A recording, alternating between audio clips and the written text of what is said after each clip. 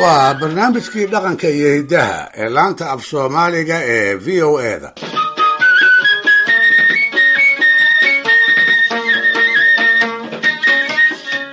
dhegaystayaal gabyaagii hore ee soomaaliyeed siyaabo badan ayuu maansada u adeegsan jiray mar qolada uu ka dhashay ayuu ku daafici jirayoo haddii iyaga gabay lagu soo maago isaga ayaa dood ka celin jiray mar kale wixii wax ka soo qaadi leh oo degaankiisa ka dhaca ayuu tixihiisa ku waarin jiray kuwaasoo waaga dambe noqda wax la daliishado marka taariikhda bulshada la isla soo qaado sidoo kale haweenka u dhaxa ayuu maansayahanku gabayga ku waanin jiray carruurta uu dhalay kuwa uu maantaa dhaqankooda saluugsan yahayna wuu kula talin jiray labadaas oo keliyase iskuma uu koobi jirine wuxuu kaloo gabyaagu tixihiisa ku waanin jiray qof ay xigta yihiinoo uu taraxumo ku dareemay mid ay waday noqdeenoo wax uu la jeclaan lahaa ka ilduufsan nin madaxa oo isaga oo dadka u wada taliya haddana amar ku taaglayn ama eexa ku maamula iyo guud ahaan tol dhan oo ay ugu muuqatay iyaga iyo dantoodu inay isgabsan yihiin sidaa darteed ayay waanadu kaga mid noqotay ujeeddooyinka maansada soomaalida kuwa ugu waaweyn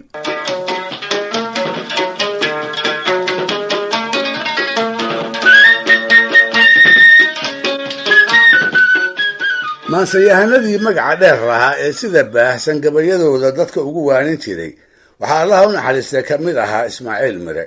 wuxuu ku waaniyey laba dumara oo uu guursaday wiil uu dhalay mid uu abti u ahaa kuray uu geela ku hayay iyo qaar ka tirsanaa askartii soomaaliyeed ee u shaqayn jirtay gumaysigii ingiriiska ee jeer waqooyiga ka talin jiray wuxuu ismaaciil ahaa nin ku barbaaray daraawiish iyo dariiqadii saalixiyada ee ku adkayd shareecada iyo arrimaha diinta oo idil waxaad ku garataa xarumahooda cayaar laga tunto iyo mid loo gudatoona lagama oggolayn dumarka iyo ragga oo isdhex gala amaba isu soo dhowaadaana xaaraan bay ka ahayd darwiish ururkaa ka tirsanaan jiray oo dhaqankoodii aan ka waraystay ayaa beri iigu sheekeeyey koox daraawiisha oo derbiyada daaraha taleex midkood ku ag sheekaysanaysa ayaa waxaa hortooda ka muuqatay qof dumar ah oo meel ka yaro durugsan asi laga arki karo laafyaha tuuraysa intay la ashqaraareen ayay isweydiiyeen bal qofta cid garanaysa iyar kadibba waa la ogaaday show nin meesha wax ka fadhiyey ayaa qabayoo waa ijo markii sidaas loo gartayna ninkiibaa hadalkii ciil iyo ceeb kala soo bixi waaye wuxuu isu arkay nin ragga kale ka meeqaan hooseeya dabadeedna fiidkii ayuu reerkii tegey isaga oo haweenayda inuu furaa ay ka go'an tahay ardaagii aqalkeeda iyadoo dhiira ku culanaysa ayuu soo dul joogsaday markaas buu dhagaha ugu shubay meelis walga ah oo intuu soo socday uu isku soo duwday wuxuu yidhi ijooy ururkii lagaa aragyo inaan ku eriyey arrinay tahay saddexdii uu ku qabayna isla goobtaas ayuu ku maqashiiyey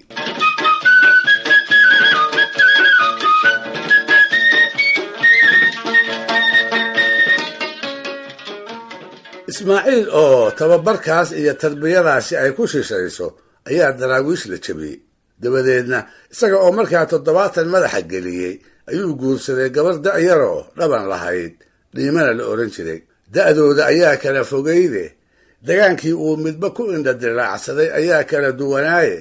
haddiiba odaygii iyo gabadhii waa isqoonsadeen markaas buu marba u tirin jiray dhowr gabayoo waana iyo waxusheeg ah canaanina aanay ka marayn waxaa ka mid ahaa tixuu ku boorinayo arrimo dhowra oo waaweyn sida xusuusta aakhiro iyo inay salaada u dadaasho inay martida fadhiga uga kacdo oo jilaal kastoo ay tahay hilib iyo caana waxay hayso ay u hidiso awrka ay rarato inay dabarka la ogaato daandaansiga dumarka maaga inaysan danka yeelan aqalkeeda inay hagaajiso oo ay gaarinimo muujiso inay iska jirto kuwa baadiyaysan ee dumarka aanay qabin uu hungurigu ka galo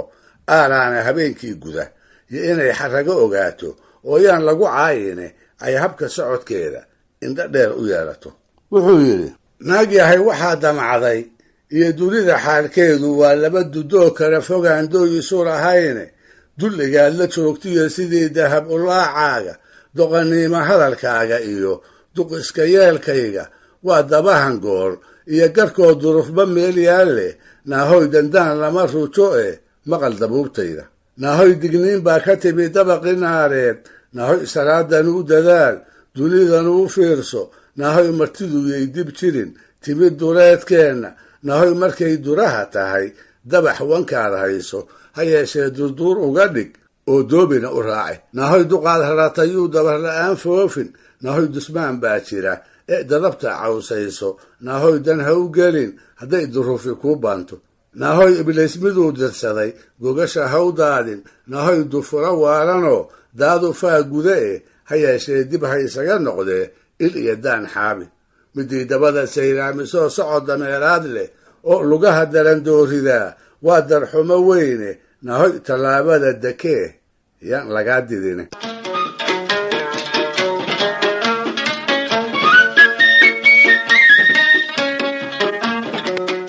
ayaanba waxbaa soo baxa oo dadku ku daataa bartamihii 1940 qarnigii 20aad ayaa waxaa waqooyiga ka soo baxday marar lagu magacaabi jiray maamiyad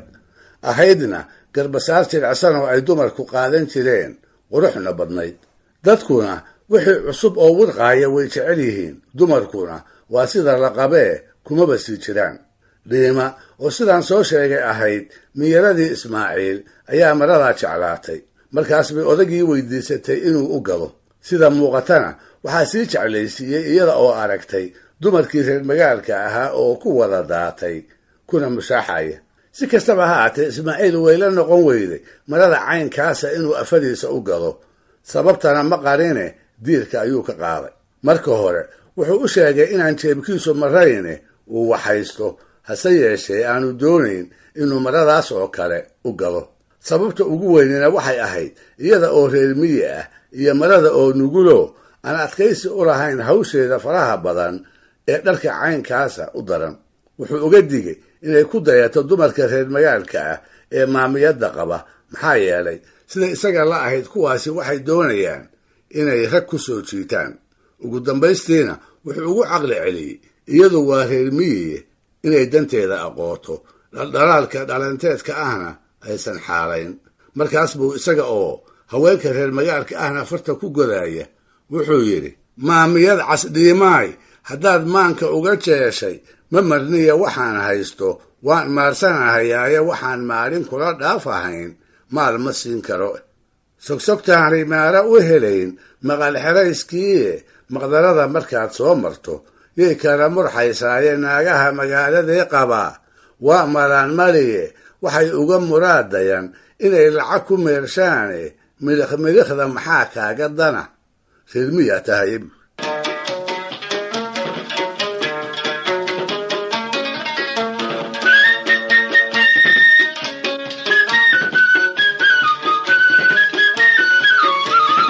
dhegaystayaal barnaamijkii dhaqanka iyo hidduu maanta halkaa inoo jooga waana toddobaadka soo aadan iyo qayb kale oo maansada iyo waanada ku saabsan